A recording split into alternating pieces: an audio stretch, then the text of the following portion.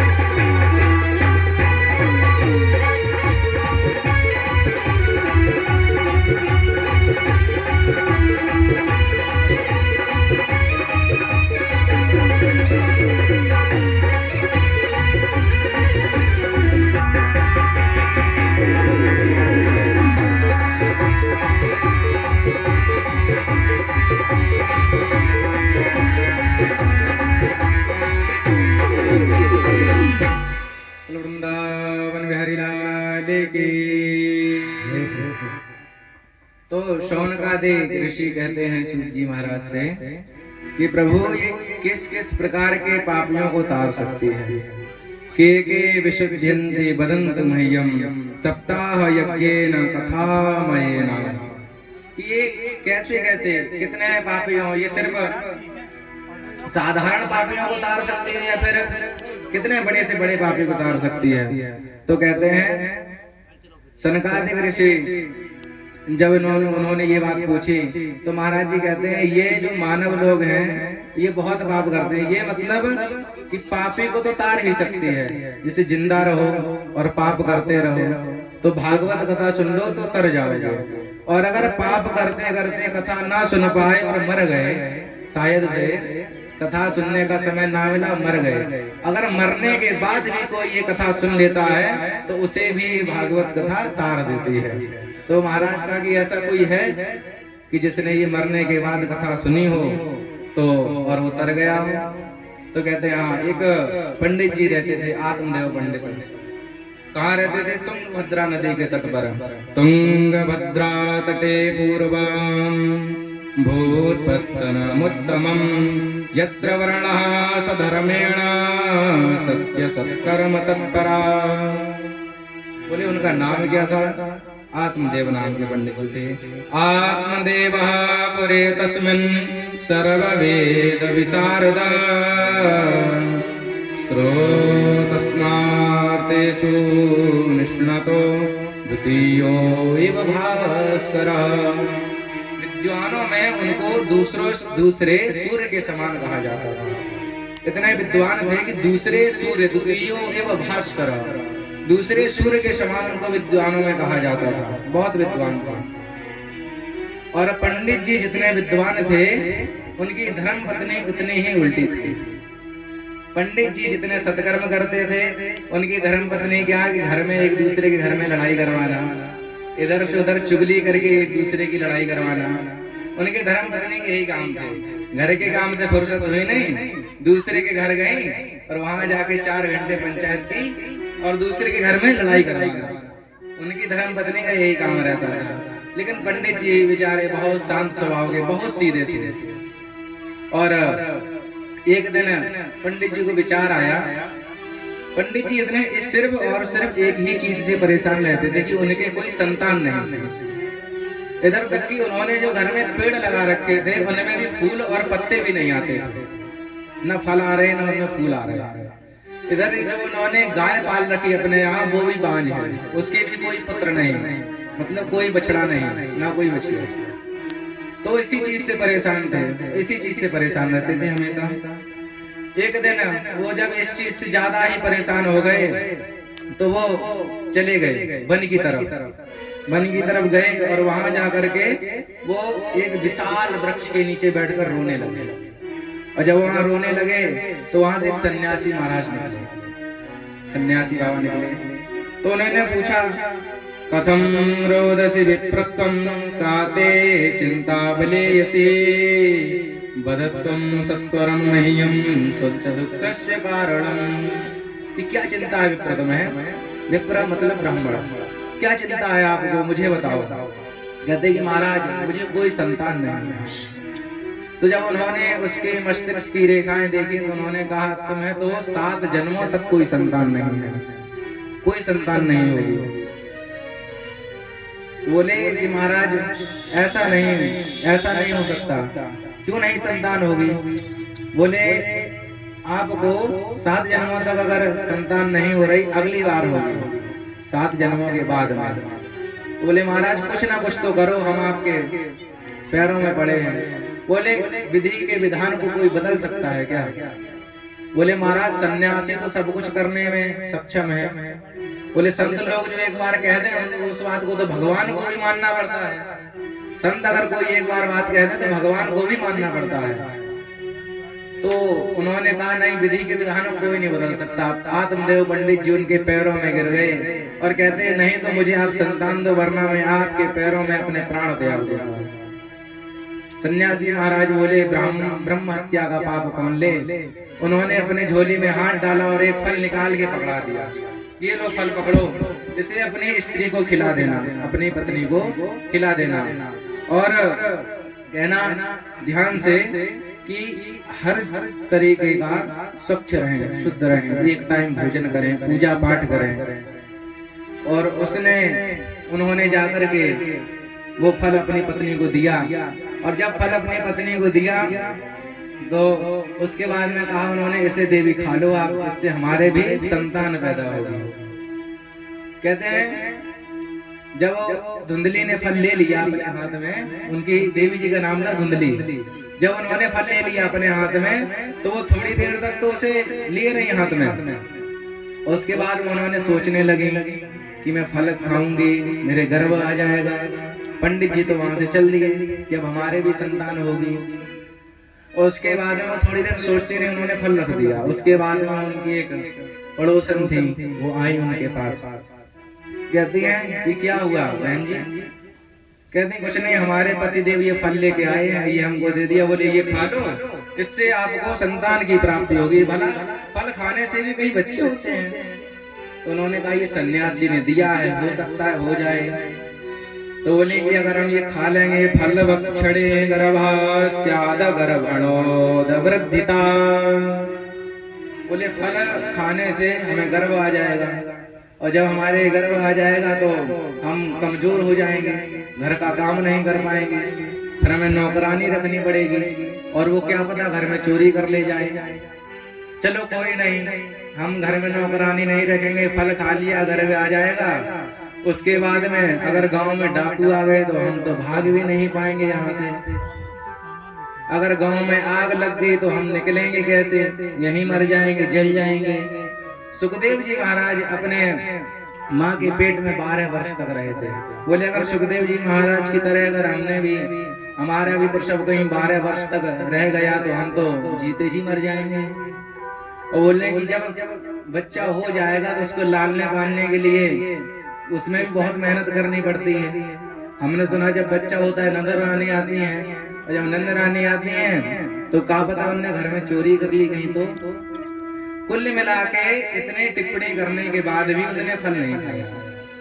तो पड़ोसन आके लास्ट में यही कह के चली गई, महारानी आपको जो करना है सो करो, और नहीं तो मैं तो अपने घर के काम करने जा रही हूँ। उसके बाद में उसकी बहन आई, धुंधली की बहन। उसने कहा उसको 4-5 बच्चे थे, उसके पास संपत्ति कुछ नहीं थी, तो वो यही चाहती थी कि इसकी संपत्ति हम कैसे हड़प लें। उसने कहा एक काम करो, मेरे भी गर्भ है, तुम अपने पति से कह देना कि जब मेरा बच्चा हो जाएगा तो मैं तुम्हें दे दूंगी। तुम अपने पति से कह देना ये हमारे भी गर्भ है, हमारा बच्चा है, और मेरे पति को तुम कुछ रुपए दे देना, और वो किसी से कुछ बोलेगा नहीं। और रही बात इस फल की, इस फल को गाय को खिला के देख लो। गाय को जब आप ये फल खिलाओगे तो पता चल जाएगा आपको कि क्या गर्भ आता है फल से या नहीं आता है। उसने वैसा ही किया, कुछ दिनों तक ऐसे ही बनी रही। उसके बाद में उसने रखा। एक दिन उसकी बहन आई, बोले बहन ये लो मेरा गर्भ। उसने अपने बच्चे को दे दिया। जब उसने अपने बच्चे को दे दिया, वो पंडित जी के सामने लेके गई, धुंधली मैया ये देखो महाराज हमारा बच्चा। तो पंडित जी तो खुशी के मारे नाचने लगे, चारों तरफ उन्होंने खुशियां फैला दी। किसी को क्या पता, और उसके जस्ट कुछ ही महीनों बाद गाय को भी एक बच्चा हुआ। उसके गैया के जैसे कान थे, तो जब गाय के जैसे कान थे तो उनका नाम रख दिया गोकर्ण। बोलो गोकर्ण महाराज के। तो गोकर्ण नाम रख दिया। धीरे धीरे बड़े होने लगे। जब नाम रखने की बारी आई तो उनका तो पंडित जी नाम रख चुके थे गोकर्ण, तो दूसरे का भी नाम रखने के लिए उन्होंने पंचांग जैसी अपना पसारा। तो उसके बाद में धुंधली मैया कहती हैं एक का नाम तुमने रखा, एक का नाम हम रखेंगे। बोले ठीक है देवी जी रख लो। बोली अगर हमारा नाम धुंधली है तो हमारे पुत्र का नाम होगा धुंधकारी। अब आप समझ लो, धुंधकारी जब नाम ही है तो काम कैसे होंगे उसके? नाम से भी बहुत प्रभाव पड़ता है महाराज। तो जब धुंधकारी नाम रख दिया तो धीरे धीरे बड़े होने लगे। कि यत्कालेन तौ जातो तरुणो तनया बुभौ गोकर्ण पंडितो ज्ञानी धुंधकारी महाकला। गोकर्ण भगवान तो बहुत बड़े पंडित ज्ञानी बन गए, और धुंधकारी महाकला। धुंधकारी तो अत्याचार और पाप करते। गोकर्ण भगवान तो बाहर निकल गए अपने तीर्थ यात्रा पे। उसके बाद में धुंधकारी घर में आतंक मचा के रख दिया इसने। चोरी करता, कहीं कुछ करता। सारा धन वैभव सब संपत्ति नष्ट कर दी। उसके बाद में आत्मदेव पंडित जी एक दिन यही कहते हैं कि इससे बढ़िया तो मैं बिना पुत्र के ही ठीक था। तो उसके बाद में वो तो रोने लगे, चिंता करने लगे, बाहर जाके कुएं के ऊपर बैठ करके वहीं कहते हैं क्व तिष्ठामि क्व गच्छामि को मे दुःखं व्यपोहे प्राणस्तजामि दुःखेन कष्टं मम संस्था। कहाँ जाऊं मैं, किससे कहूं, कहाँ बैठूं, इससे बढ़िया तो प्राणस्तजामि, प्राण को ही त्याग दूं। गोकर्ण महाराज आए, वहां पर उन्होंने अपने पिता को समझाया। जब समझाया तो उन्होंने कहा ये देह है, इससे कुछ नहीं है, इससे जो हमारे संबंध ये कुछ नहीं है। ये देह तो एक ऐसा ही है कि देह से जुड़े हमारे संबंध है। जिस दिन हम मर गए कोई कुछ नहीं है। एक दिन वो आएगा जब कोई हमें आखिरी बार देखेगा, एक दिन वो आएगा जब कोई हमारा आखिरी बार नाम लेगा। सही बात है ना? एक दिन वो आएगा कि जिस दिन हम आखिरी बार सोएंगे, किसी से आखिरी बार बात करेंगे। आखिरी किसी न किसी दिन तो आखिरी होना ही है, लेकिन तब भी हम लोग इसी में पड़े रहते हैं। तो उन्होंने समझाया और अपने पिताजी से कहा आप एक काम करो, भागवत जी के 10वें स्कंद का पाठ करो। पाठ करके वो गुफाओं में, कंदराओं में चले गए, जंगल में, और वहां जाके 10वें स्कंद का पाठ करने लगे। और जब वहां पर वो 10वें स्कंद का पाठ करने लगे, पिताजी को भेज दिया जंगल। गोकर्ण जी चले गए बाहर। यहाँ धुंधकारी अकेला घर में। एक दिन आया, मैया को पकड़ा, बाहर निकाला घसीट करके, मारता हुआ लाया। बताओ रुपए कहाँ है, स्वर्ण कहाँ है, घर में मुझे मुद्राएं चाहिए। उसकी मैया ने कहा अब तो कुछ भी नहीं बचा, बर्तन थे वो भी तुमने बेच दिए। तो उसने इतना उसको रात्रि के समय खींच के ला रहा था, मैया का पैर फिसला, कुएं में गिर गया। वहीं उनका राम नाम सत्य हो गया। अब तो धुंधकारी अकेला ही राज कर रहा है अपने घर में। 4-4, 5-5 वैश्याओं को घर में लाके रख रहा है। इधर कहीं उधर चोरी करता है। वैश्याएं जब आभूषणों की पैसों की मांग करती हैं तो वो चोरी करता है। एक दिन उन्होंने कहा कि हमें आभूषण चाहिए, तो वो गया राजा के यहाँ से चोरी करके लाया। तो वैश्याओं ने रात में सोचा ये तो डेली चोरी करता है, आज तो राजा के यहाँ से कर लाया, किसी ना किसी दिन ये अवश्य पकड़ा जाएगा। तो इससे बढ़िया पकड़ा जाएगा, इसके साथ हमें भी दंड भुगतना पड़ेगा, इसको मार देते हैं। उन्होंने जिस खटिया पे धुंधकारी लेटा हुआ था उसी को रस्सी से जकड़ के बांध दिया और गले में फांसी लगा दी। जब वो तब भी नहीं मरा तो दहकते हुए अंगारे कोयला उसके मुंह में भर दिया और उसी जगह उसको मार के दफना दिया बीच आंगन में।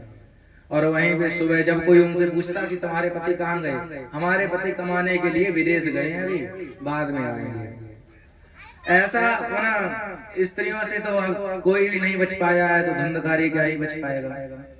तो वहां से जब उन्होंने तो उसको दफना दिया, वो तो वहां से छोड़ के चली गई। जब धीरे धीरे ये बात गोकर्ण महाराज को पता चली, उन्होंने पिंडदान किए गया में जाकर के, जहां भी जाते वहां वो पिंडदान करते। तो उसके बाद में जब वो एक दिन घर को आए अपने, तो छुपते छुपाते घर में आराम से लेट गए अपने। दोपहर में तो रात्रि के मध्य रात्रि का समय था, वो लेटे हुए थे वहीं पर। और लेट करके जब वो सोने के लिए तैयार हुए तो वहां पर वो देखते हैं कि कोई बार बार आता है, कहीं भेड़ बन जाता है, कहीं हाथी बन जाता है, कहीं शेर बन जाता है, कहीं शेर बन जाता है तो कभी कभी कुत्ता बन के रोने लगता है। और वो इंसान की आवृत्ति में आकर वो बहुत जोर जोर से रोने लगा। बहुत जोर जोर से जब रोने लगा तो गोकर्ण भगवान ने पूछा तुम कौन हो? तो वो कुछ बोल ही ना पाए, वो तो कुछ बोल ही नहीं पा रहा था। फिर गोकर्ण महाराज ने हाथ में ऐसा जल लिया और जैसे ही उसके ऊपर मारा तो उसकी कुछ पीड़ा शांत हुई। जब कुछ पीड़ा शांत हुई उसकी, तो उसके बाद में वो कहता है अहम भ्राता तदेयोस्मि धुंधकारीति नामतः स्वकीयेनैव दोषेण ब्रह्मत्वं नाशितं मया। बोले मैं तुम्हारा ही भाई हूँ, मेरा नाम धुंधकारी है। तो बोले मैंने तो तुम्हारा पिंडदान कर दिया था। बोले तुम 1000 बार भी गया जी में पिंडदान करोगे तब भी हमारा कुछ नहीं होगा। तो बोलते क्या करूं भ्राता, हाथ जोड़ के विनती कर रहा है, कुछ ना कुछ करो, आप ही हमें तार सकते हो। गोकर्ण महाराज बोले अभी तुम जाओ, हम अभी देखते हैं कि क्या हो सकता है।